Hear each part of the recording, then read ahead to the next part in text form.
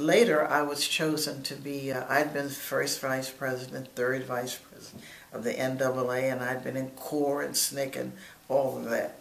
So I became president of the NAACP.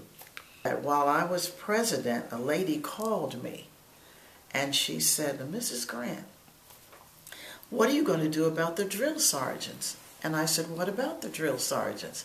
She said, "Well, they're being court-martialed." I said, "For what?" And she said, "For raping white female soldiers." I hadn't heard of it.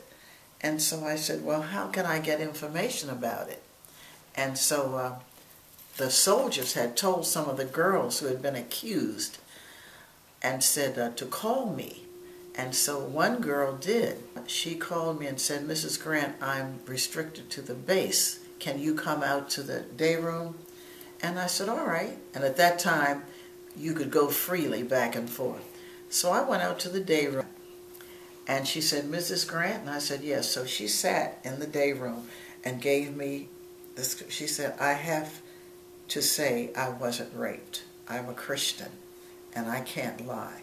But the Army stood me up on a corner, a wall, and had this man, just over right in my face. And he kept saying, 'You were raped, you were raped, you were raped.'" And she said it was like about an hour and 45 minutes or something.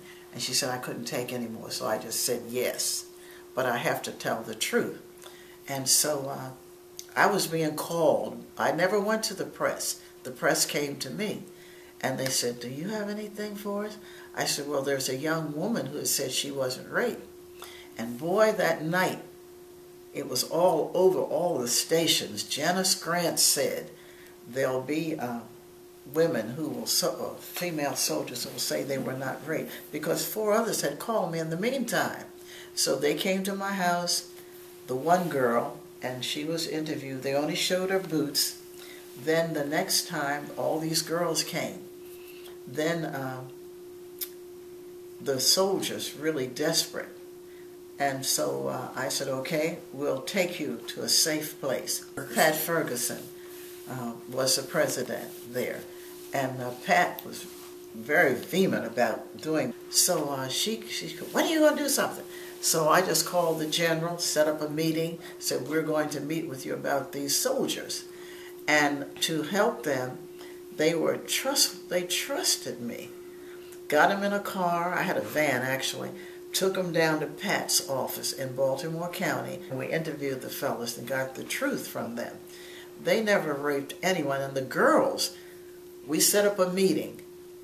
It was March the 11th, 1996. Can't forget it because it was my grandson's birthday. And so our lawn was just full of people. News agencies, some who represented Japan, some France. And then men started calling from the Marines, the Navy, the Coast Guard. It was happening to black males in the military. 2 of the young men decided to just retire or resign or whatever, but the others were court-martialed. So only one man actually went to prison, 25 years, and that was Delmar Simpson.